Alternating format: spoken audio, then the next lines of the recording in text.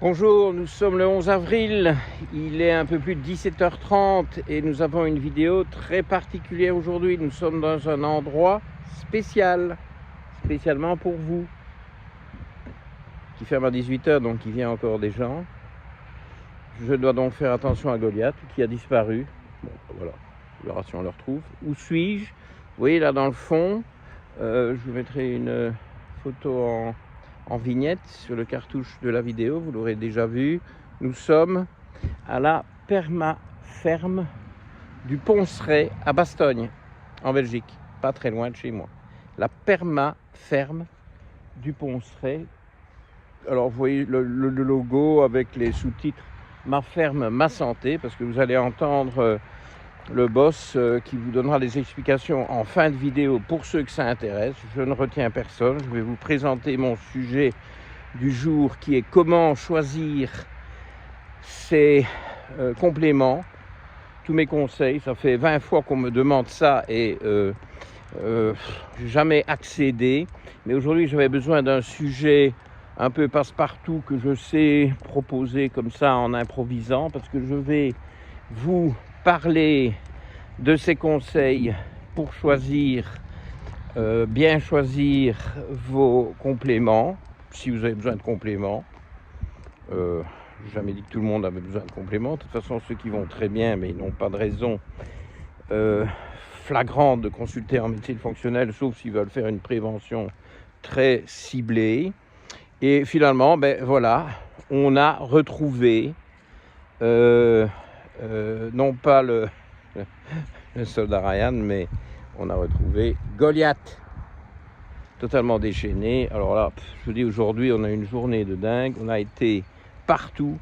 Il a voulu tout explorer, tout marcher. Pour moi, il devrait être épuisé. Alors, le pire du pire, c'est qu'on attend de la pluie. Tiens, Goliath. Bon, ben, par là, c'est pas bon, là, il n'y a rien. Et donc, je vais vous présenter ce sujet du mieux que je peux. C'est un peu compliqué pour moi aujourd'hui de maîtriser tout ça. Mais on va y arriver. Et de toute façon, il y a du vent. Il va pleuvoir, donc c'est bien. Nous allons aller dans une serre de 2000 mètres carrés bourrée de plants de tomates.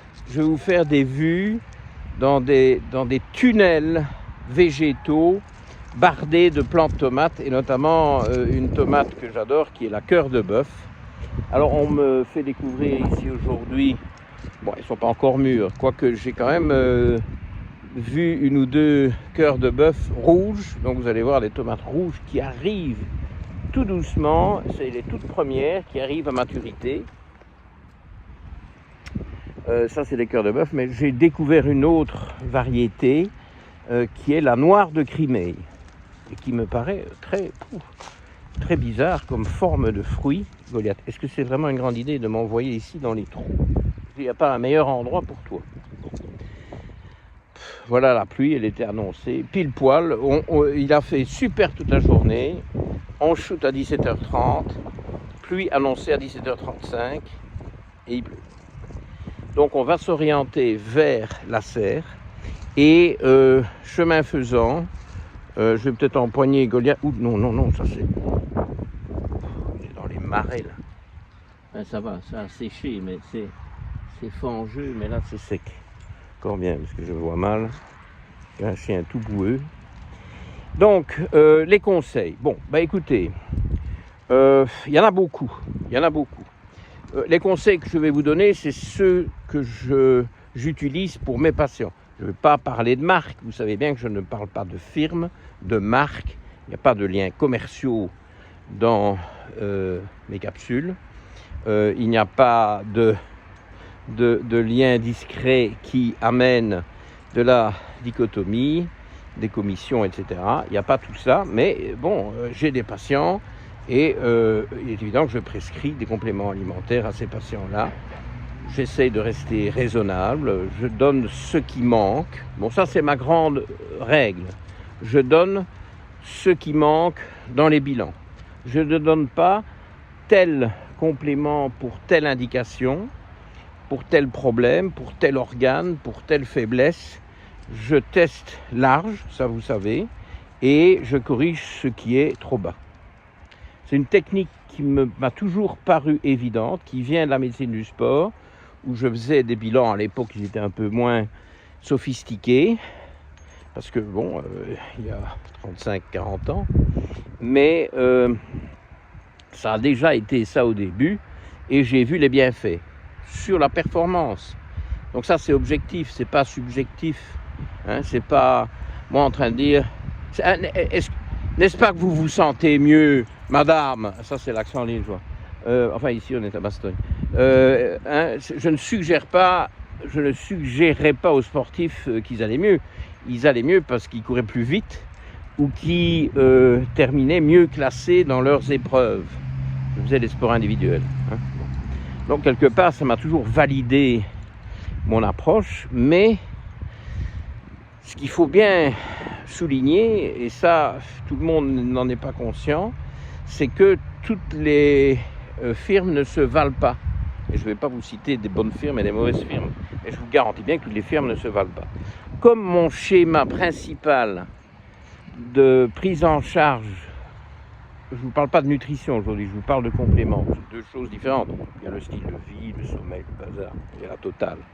Mais au niveau des compléments, je donne en général un premier programme de 4 mois et puis je reteste celui qui veut revenir, hein, celui qui, bon voilà, il a eu son traitement, il est content, ou il n'est pas content, mais il ne revient pas. Ceux qui en redemandent reviennent. Et donc là, je reteste après 4 mois. Et donc, je sais toujours, soit si les patients l'ont pas pris, ça arrive de temps en temps, parfois c'est des erreurs, je dis mais il y a un truc là, ça va pas, et puis bon, je sais pas, ça a été oublié, ça manquait quelque part, ou c'était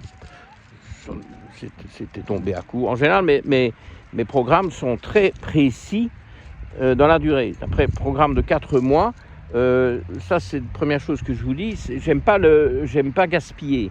Donc un programme de 4 mois, c'est une boîte de 120 gélules, si c'est une gélule par jour, ou 2 boîtes de 60, mais j'aime bien les trucs bien ordonnés. Bon, c'est peut-être un peu de perfectionnisme ou un trouble du système nerveux grave, selon, vous en pensez ce que vous voulez, mais moi j'aime pas un mélange de durée aléatoire, des boîtes qui se terminent, d'autres pas, des restes, des armoires pleines de restes de compléments qui étaient en surplus, donc qui ne sont pas pris, qui sont gaspillés. J'ai ça en horreur. Je trouve pas normal de gaspiller des compléments. On prend ce qu'on doit prendre, on commence, on finit, bon voilà. Donc la taille des boîtes, c'est intéressant de personnaliser. Vous faites un traitement de 6 mois, on trouve des boîtes de 90-90 gélules, on en donne 2, ou on peut trouver des boîtes de 180 gélules, il y a des boîtes de 360 gélules avec 2 prises par jour, ça existe. Je choisis en fonction des durées. Okay, mais ce que j'essaie de vous dire, et je vais quand même essayer d'y parvenir, c'est parce que Goliath chipote. Bien Goliath, on va aller vers la serre, parce que là, tu tournes en rond, ça sert à rien. Bien, on va aller dans la serre, il y a des chats, il y a 5 chats ici. Oh. Ça, quand j'ai vu les chats, je savais bien que ça allait vous plaire. Il y a du vent, le vent se lève. Bien, on rentre. Allez, on rentre dans la ferme du Ponceret, la perma-ferme, donc perma, parce que permaculture, si on peut dire, enfin, il y a plein de variantes dans la permaculture, mais la perma-ferme du Ponceret. Et ça, c'est le perma-chien de Bastogne. C'est une nouvelle race que je suis en train de créer, c'est le chien bastognard. Je veux dire, il n'arrête pas. Et donc, je teste au départ pour savoir ce que je prescris, et puis je teste à l'arrivée.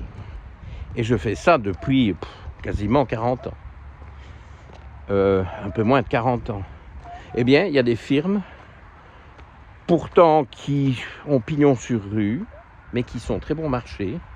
C'était flagrant au Royaume-Uni. Il y a des firmes qui Je sais pas, sont très bon marché, il n'y a pas, ou c'est pas absorbé. Alors, je cite pas de firme, les mauvaises non plus, mais on en avait une en Angleterre très connue, mes collaborateurs, etc., mais même mon staff le sait, ça n'apparaît pas. Et c'est très bon marché, ben oui, donc le très bon marché, il y a une raison à ça. Hein. Donc méfiez-vous du très bon marché, j'ai pas dit qu'il fallait cher, méfiez-vous du trop cher aussi, mais méfiez-vous du trop bon marché. Et méfiez-vous des comprimés, moi je veux pas de comprimés. Bon, on rentre dans la serre, on vient de se prendre 15 degrés là. La porte se referme toute seule parce qu'il faut garder la température et l'humidité. Vous voulez avoir le choc de votre vie, vous voulez voir de la tomate. Alors là, vous allez voir de la tomate. Voilà. 2000 mètres carrés, il n'y a pas que des tomates, mais il y a énormément de tomates. Pas mal, hein? Et alors, vous voyez là, la tomate ronde, on va en voir tout plein. La cœur de bœuf, qui est évidemment très connue, je sais pas en France, je crois aussi, hein, mais en Belgique, c'est une folie. Et là, ça, c'est les tomates cerises. Tomates cerises, moi, je suis pas fan. La noire de Crimée, la fameuse noire de Crimée. Alors ça, c'est des petits plants. J'ai vu des gens tout à l'heure qui arrivaient, qui en achetaient, hein, pour cultiver ça chez eux. Alors, il y a un magasin, donc avec les produits locaux, les produits de la ferme, et puis évidemment d'autres produits, typiquement bio, etc. J'ai pas de conflit d'intérêt. Je ne vais pas repartir avec un panier rempli de trucs. Vous voyez, donc là, il y a des légumes. Voilà. Bon. Alors, on doit passer par ici parce que pour aller se promener dans la serre, on n'a pas un passage là. Tout est occupé par les plants de tomates. Il n'y a pas que des tomates. Hein. Il y a un peu de melon, j'ai vu. Il y a un peu de courgettes.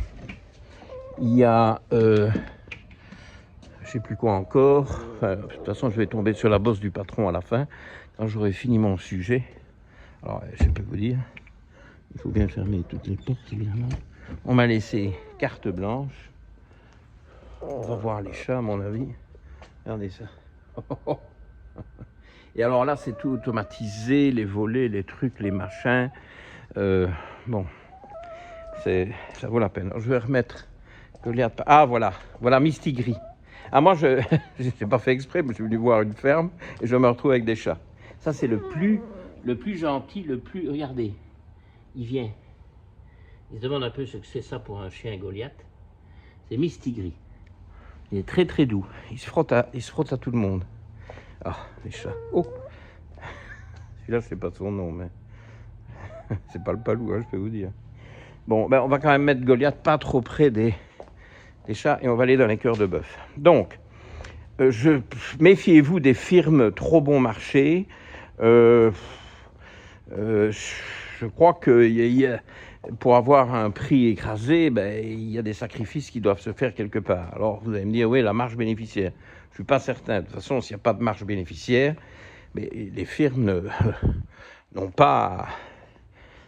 Ouf. Encore un chat. Vous voyez, là, dans l'allée?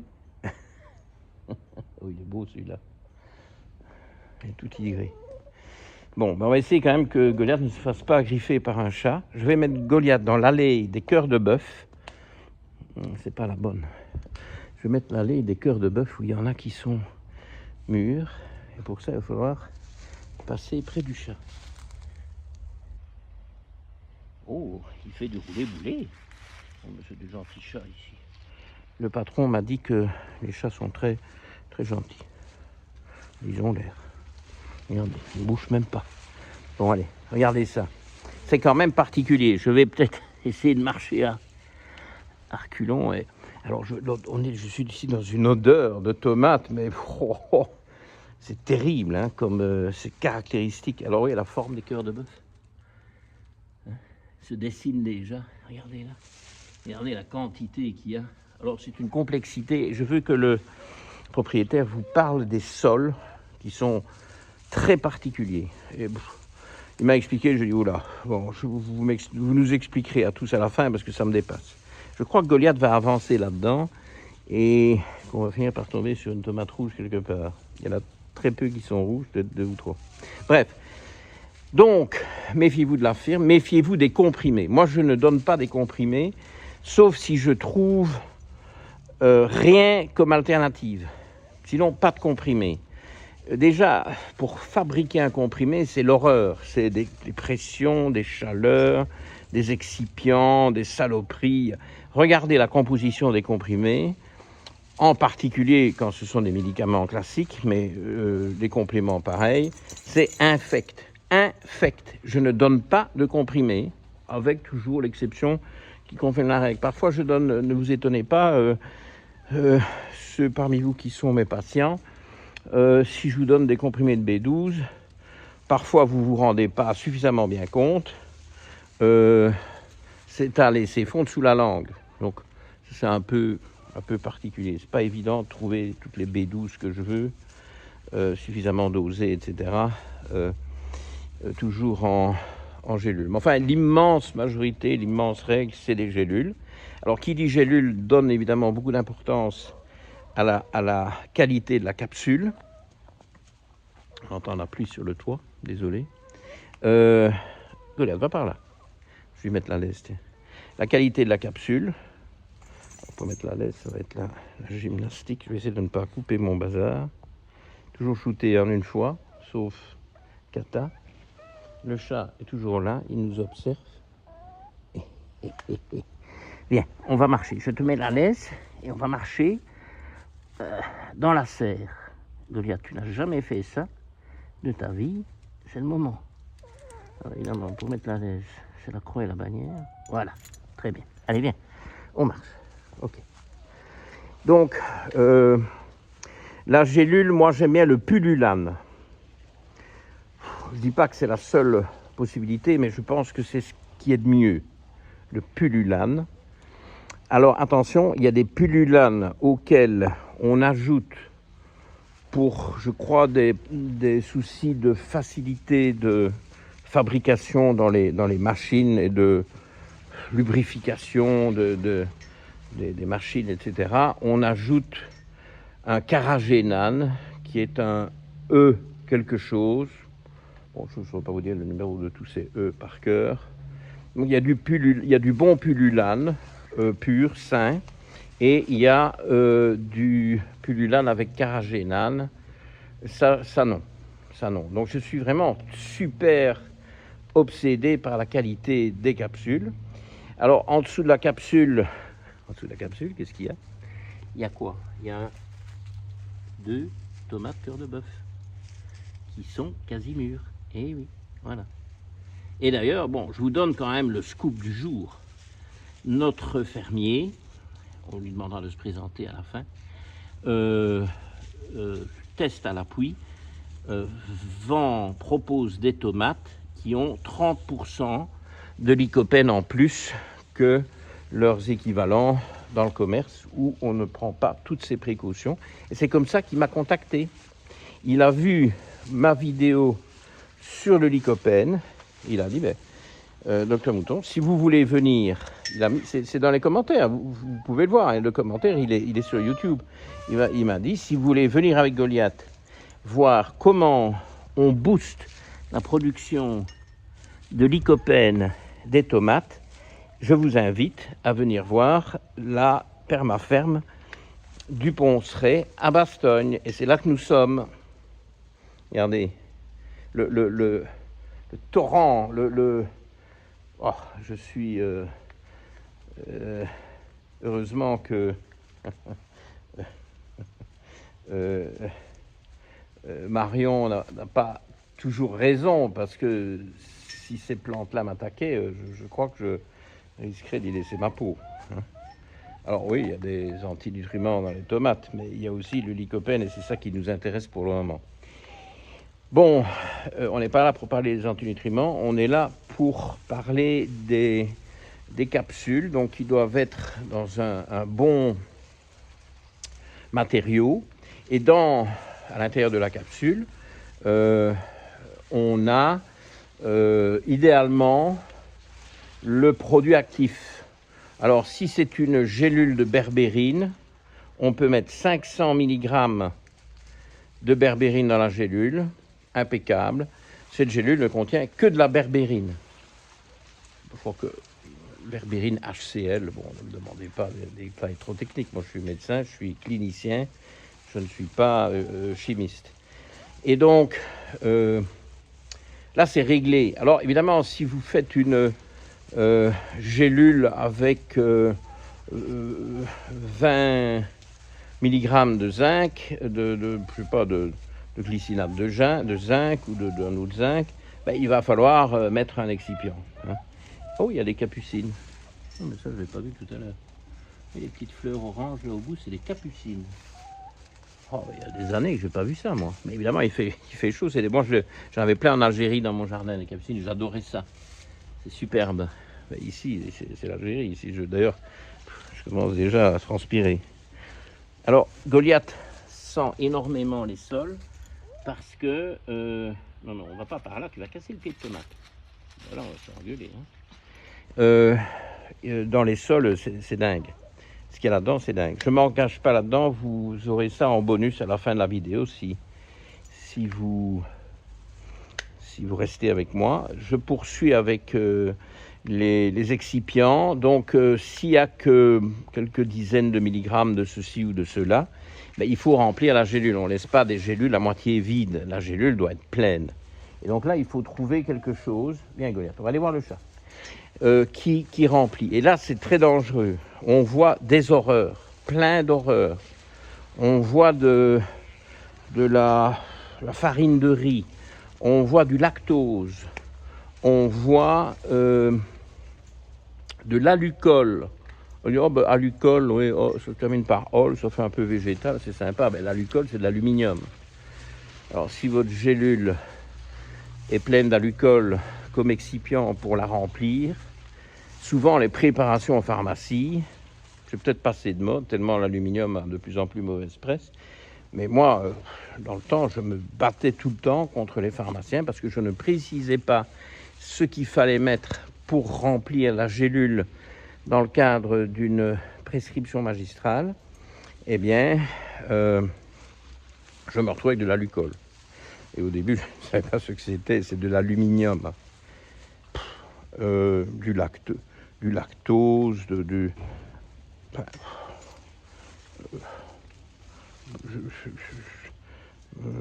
j'en passais des meilleurs, j'ai un peu oublié. Enfin, je ne veux pas entendre parler de tout ça. Okay, donc, il faut un excipient sain. Bon, là, il y a pas mal d'options. Moi, j'ai pas mal d'attirance pour la poudre d'ortie. Bon, ça contient les oxalates. On vous parle de quelques milligrammes, hein, pour remplir. Et donc, c'est pas du tout le souci. Les oxalates, c'est pas binaire. Hein. Tout petit peu, il y a 1 milligramme d'oxalate dans votre gélule, c'est pas la fin du monde. Donc, voilà, ça c'est pour la qualité des gélules. Maintenant, pour revenir au prix, il est évident que vous avez des soucis quand la firme fait énormément de tapage, de marketing, de pub. Ça, c'est vous qui le payez. Le chat s'est bougé parce que Goliath a dit. Goliath, on va par là, viens, suis-moi. Donc la firme va vous faire payer son marketing. Donc, il vaut mieux des firmes de qualité dont vous voyez qu'elles n'engloutissent pas des budgets colossaux en promotion. Hein. Parce que, bon, qui paye ça à votre avis? Alors, on peut aussi soulever brièvement le problème des commissions. Oui, ben, c'est pas éthique, hein, les commissions. Et puis, s'ils donnent des commissions à gauche, à droite, ben, évidemment, c'est vous qui les payez. Ça, c'est clair. Enfin bon, écoutez, ça, c'est plus délicat, mais si vous voulez, le prix n'est pas ce qui compte. Je pense que vous devez faire confiance. Voilà le tout noir. Il a un tout petit triangle blanc dans le cou. Il y en a quand même beaucoup, hein, des noirs qui ont un tout petit triangle blanc dans le cou. Celui-ci est tout petit. Mais on le voit. Tout petit croissant blanc dans le cou. Il est palouesque. Bon, bref. Et donc, ce qu'il faut, c'est quelqu'un qui connaît, attention, ça peut être aussi les patients de par leur expérience, qui connaît la firme et qui sait qu'on a le résultat de ce qu'on a supplémenté dans la prise de sang suivante. C'est un peu ça l'idée, c'est d'avoir de l'expérience sur de bonnes firmes, et toutes ne sont pas bonnes, et le prix n'est pas la solution miracle. C'est pas qui vend le plus cher qui a la meilleure qualité, mais c'est pas non plus celui qui vend le moins cher, donc méfiez-vous de ça. Et c'est le bouche à oreille, la réputation, la bonne réputation. Je crois que les marques qui ont une bonne réputation sont surtout connues grâce au bouche à oreille plutôt qu'à une publicité tapageuse, surtout dans le domaine du complément alimentaire. Ça, on m'a expliqué, c'est du gingembre. J'aurais pas cru. Mais bon, voilà, c'est des plants. Ici, je sais pas pourquoi j'oublie chaque fois.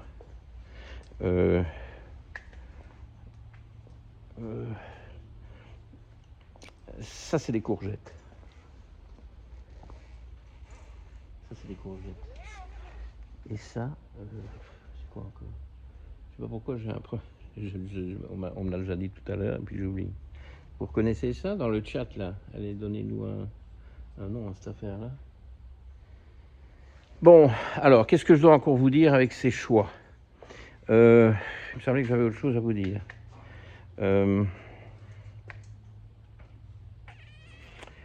Faites très attention, évidemment, avec l'origine aussi des produits, notamment végétaux, quand on parle de phyto. Hein. De nouveau, là, il faut prendre quelques assurances. Quand il y a des principes actifs, idéalement, ils doivent être quantifiés. Il faut un certain pourcentage du produit actif qu'on recherche, etc. Bon, je ne suis pas spécialement phytothérapeute, donc je ne suis peut-être pas le domaine où je peux vous donner les meilleurs tuyaux. Mais voilà, de nouveau, dans les extraits végétaux, vous allez trouver tout et son contraire. Hein. Alors, vu qu'on avance dans l'horaire, je pense qu'on va bientôt rencontrer le boss. Ici, je dois vous montrer... Alors, regardez, il y a des œufs. Et s'il y a des œufs, eh ben, il y a des poules. Des poules au sol. Des poules qui sont bien traitées. Regardez, alors ici, il y a des cultures derrière, c'est grand. Hein, oui. Et alors là, il y a les poules. J'ai fait tomber un seau, mais il était vide. Et puis, il y a un chien qui garde les poules. On voit le chien? Oui. Bon. Mais il pleut alors. Ah, si, là. Voilà. On voit le grand chien blanc. Et là, il y a 200 poules. Là, ici, dans le premier. Là, c'est des poules. Mais il pleut. Je ne vais pas les mettre. Ah, si, on peut les deviner. Hein. Vous voyez les poules là dans le fond? Éventuellement, faites un arrêt sur image, vous agrandissez et on voit les poules, c'est des poules brunes. Et alors, l'alimentation des poules est garantie en oméga 3. Elle est enrichie en oméga 3. C'est un produit sophistiqué élaboré par une université. D'ailleurs, bon, voilà. Voilà le boss, le maître des chats, mais pas que. Alors, je vais le laisser se présenter, comme ça il vous donne son nom. J'ai présenté la ferme, donc ça c'est fait, mais alors, voilà. Ça c'est celui qui m'a accueilli. Bonjour. Votre nom? Denis. Voilà, très bien. Et Denis, très sympathique. Donc, il m'a expliqué, donc pour vos poules, c'est un mélange qui est enrichi en oméga 3. Oui. Au départ, oui, c'est intégré dans l'alimentation des poules. Dans l'alimentation, oui. Ouais. Parce que pour éviter les problèmes d'oxydation, ils ont réussi à stabiliser les oméga 3. Et c'est les oméga 3, c'est excellent, ça s'oxyde. Rappelez-moi, je ne parviens pas à ça, vous l'avez dit tout à l'heure. C'est quoi encore le sol vivant? Oui, non, la plante d'abord. Les concombres. Concombres, bah oui. Comme c'est là, ça ressemble pas fort à un concombre, mais évidemment... Ah non, ben voilà. Ouf. Ah, génial. J'ai pas vu ça. Si je l'avais vu tantôt, je n'aurais pas oublié que c'est un concombre. Ah, il est déjà pas mal, hein? Ouais. Il sera mûr dans combien de temps, celui-là? Oh, ça va vite, en 2-3 jours, il est bon. Ah oui? Ouais. Donc vous allez bientôt pouvoir... Vous avez déjà récolté des concombres? Pas encore, c'est les premiers. C'est imminent. C'est tout premier. C'est génial, hein? Moi, je me faire engager pour venir. Parce que on récolte ce qui est mûr au fur et à mesure. Et donc, il faut donner les instructions, je suppose, à ceux qui... Bon, ça, ils connaissent. Sont habitués. Ce qui est plus difficile, c'est de donner les instructions aux clients pour venir au bon moment. Ah, quand les clients peuvent venir... Non, ils viennent pas cueillir, mais je veux dire... Ah, pour qu'ils se présentent, pour acheter les produits quand ils sont disponibles. Mais il faut passer avec... oui, comme dans le temps, quand on vendait des poires cuites en Wallonie. Hein, c'était cuites et peur. À Liège, il y avait des vendeuses de poires cuites. Ouais. Mais bon, là, la poire, elle ne sort pas de l'arbre, elle est travaillée, elle est cuite, elle est vendue. Enfin, c'était une tradition liégeoise. Cuite et peur. Bon, alors, on va finir avec ça, on prend le temps qu'il faut. Parlez-nous du sol, parce que le sol... ici, moi, on utilise le sol vivant, on travaille en sol vivant. Donc ça veut dire qu'on ne va pas travailler le sol, et on va maximiser la vie du sol, pour que ce soit les vers de terre et tous les autres êtres vivants du sol, ça va du champignon, bactéries, tout ça travaille le sol, mais vraiment très très intensément. Alors il y a un bon système pour voir que c'est un sol très particulier. Vous enfoncez votre main là-dedans. C'est parfait parce que regardez, toute la main y passe. Voilà. Regardez, jusqu'au bracelet de montre. Voilà. On sait faire ça. Simplement en appuyant avec son poids sur la main, c'est pas avec une bêche. De toute façon, les bêches, je crois que pour les vers de terre, c'est catastrophique. Voilà, donc il n'y a pas de bêche ici, il n'y a rien, il y a juste 10 ans d'élevage de vers de terre. On dit qu'on est plus éleveur de vers de terre mais c'est la clé, les vers de terre, c'est la clé, c'est ça qui aère le sol. Voilà. C'est ça qui rend le sol vivant. Il y a combien de vers de terre par mètre carré, vous avez dit? On estime qu'on a 100 grammes par mètre carré. Donc celui qui veut que des protéines, il vous commande des vers de terre sans s'occuper des carnivores, vous commandez des vers de terre et ils vont négliger le lycopène des tomates et évidemment ils ont probablement tort. Mais ça, oui, non. On ne vend pas les vers de terre, ils bossent ici. Je m'en doute, ils sont à demeure, ils sont en contrat à durée indéterminée. Tout à fait. CDI. Je sais pas, en France vous faites CDI? Ici, c'est CDI, contrat à durée indéterminée, CDD, contrat à durée déterminée. Bon, revenons au sol. Alors, il y a beaucoup de choses à dire sur le sol. Donc là-dedans, il y a quoi exactement comme micro-organisme dans le sol? Bah là, par exemple, on a des cloportes. Ah oui, on est mais bon. Ça va en fait vraiment dépendre de quelle profondeur on est. Ah oui, on voit les cloportes. Je ne l'avais pas vu tout à l'heure. Il y a toute une très grande faune très diversifiée. Et ça, c'est typiquement ce qu'on met pour nourrir le sol. En fait, on va récupérer de la matière organique et on va l'ensiler, on va la choucrouter, si on veut. On va faire une grosse choucroute avec. Ça a l'avantage par rapport au compost qu'on va ramener 2 fois plus de carbone dans le sol. Donc nous, on a des sols extrêmement riches en carbone, on a une dizaine de pourcents ici. Et donc, alors il y a le problème du carbone, il y a le problème de l'azote. L'azote qu'il y a dans votre sol, il vient d'où? Il vient des vers de terre. Ça, c'est... les vers de terre. Les vers de terre, je vais faire une vidéo sur les vers de terre. Tous les micro-organismes, ça c'est un mille-pattes. Oui, évidemment. Ah, il y a un mille-pattes. Évidemment, plein de cloportes. Mais en fait, toutes les déjections de ces animaux-là sont riches en azote. Et c'est eux qui nourrissent les plantes. Donc il n'y a pas d'engrais azoté. Non. Il n'y a pas de lisier ou de manure ou de... Mais au départ, il y a un peu de fumier, mais qui est très pailleux, qui est rajouté en surface. Au début. Voilà, au début. Et puis alors, ça prend et puis ça... Et le reste, c'est vraiment la vie du sol, une Goliath. Qui vont amener tout ce qui est azote. Et tout le reste d'ailleurs. En fait, si vous regardez, vous voyez, on voit au-dessus de nous la vigne. Les pieds de vigne sont aux mêmes endroits que les pieds de tomates. Ah oui? Oui, c'est vrai. Donc il y a une concurrence. Parce qu'ici, on voit les pieds de tomates, les pieds de concombre, il y a une concurrence énorme. Pieds de vigne, pieds de concombre. Comme il y a énormément de nutriments dans le sol, ça se passe bien pour tout le monde et tout le monde produit.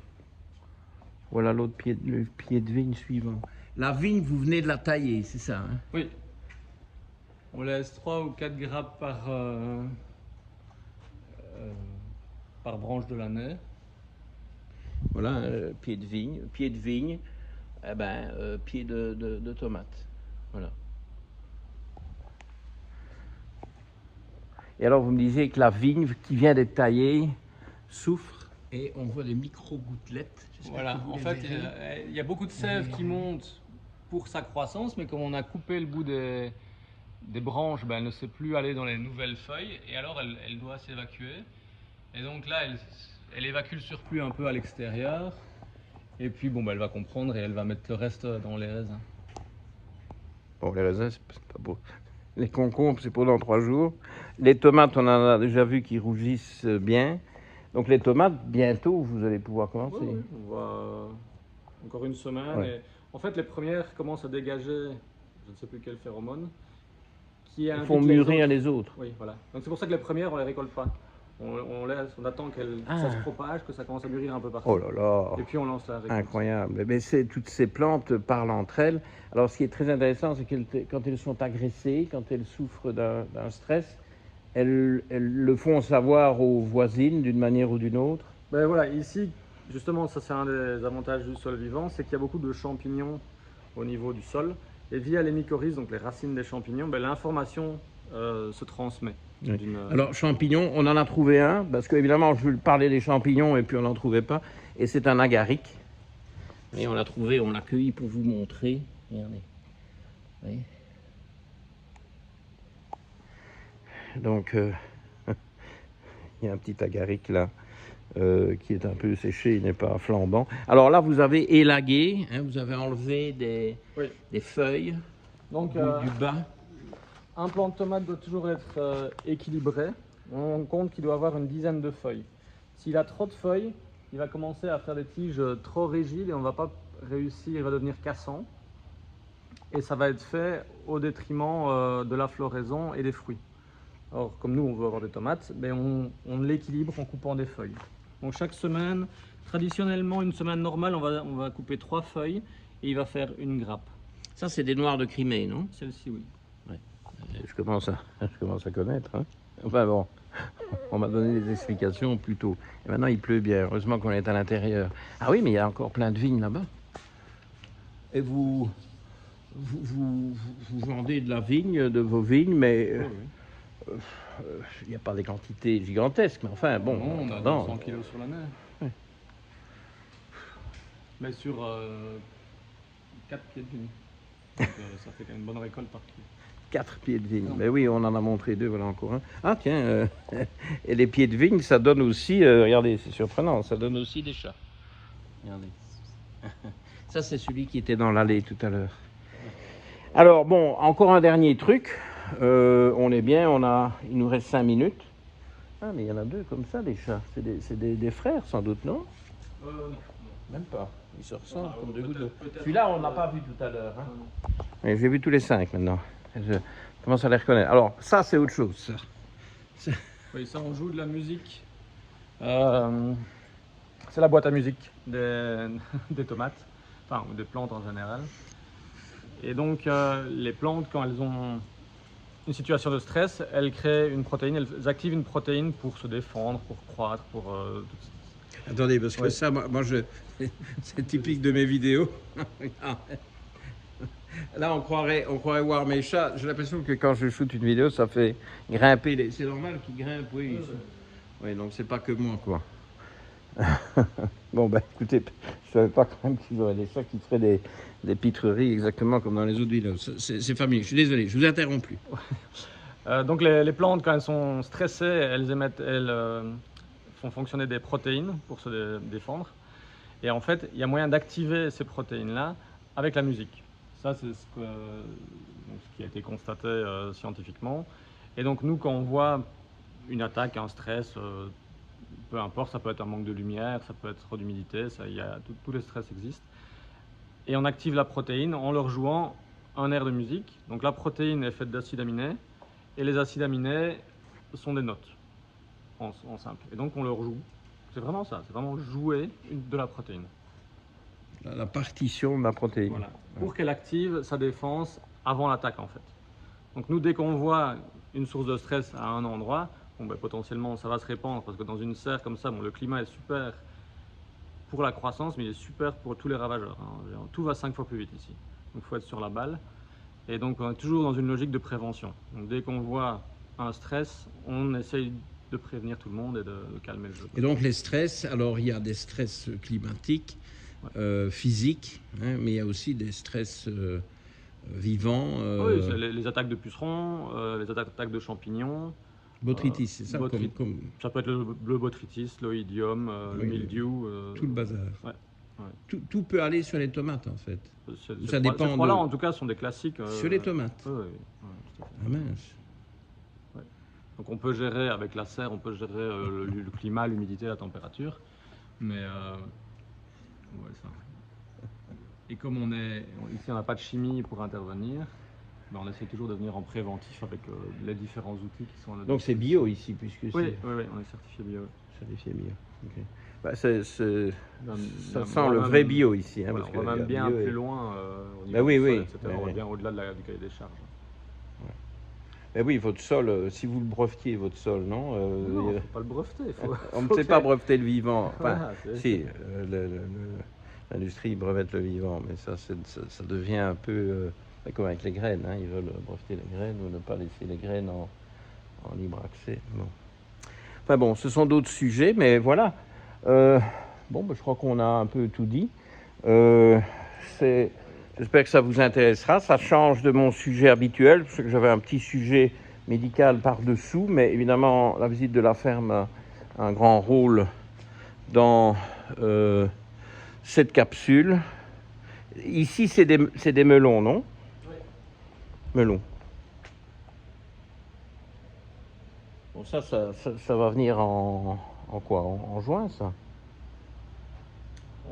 Normalement, là, ils sont bien partis, donc... Même avant? Oui. Là, les fruits commencent à se former. Ouais, on n'a pas d'expérience vraiment au melon. C'est nouveau. Ça, c'est de l'expérimental. Ah, ok. C'est bien, il faut aussi essayer des trucs. Et il y a combien de degrés ici? Là, il y a 22 degrés, mais alors vous avez chaud, c'est à cause du taux d'humidité. Là, on doit être à 75-80% d'humidité. Les tomates, c'est des plantes tropicales, elles aiment l'humidité. Oui. Ça vient d'Amérique du Sud, d'Amérique du Sud, centrale, Mexique, non aussi? En tout cas, ça pousse très bien au Mexique, mais l'origine, je crois que c'est un peu plus au sud. Ok, écoutez, c'est gentil de m'avoir accueilli, parce que ça fait un bout de temps que je vous embête. Je trouve qu'il y a quand même des trucs ici, assez... je sais pas, moi, je dirais que c'est fait pour, parce que, honnêtement, allez, on finit sur le chat qui est dans la vigne, ou on finit avec Goliath et moi. Non, on finit avec Denis qui nous a très bien accueillis et qui a des idées. C'est bien d'avoir des fermiers responsables qui ont des idées pour qu'on mange mieux. Et ici, donc, le but est d'avoir des tomates qui font un surplus de lycopène. Et cette vidéo va sortir juste avant un webinaire lycopène qui est imminent et que vous aurez sur ma chaîne d'ici une semaine ou 2 ou 3. On verra l'ordre, ok? Donc, à bientôt. Merci pour votre attention. Une vidéo un peu plus longue que d'habitude, mais je crois que ça valait la peine. Et Goliath, il a une journée... Goliath est plein de paille. Ouh. Allez, au revoir. Merci.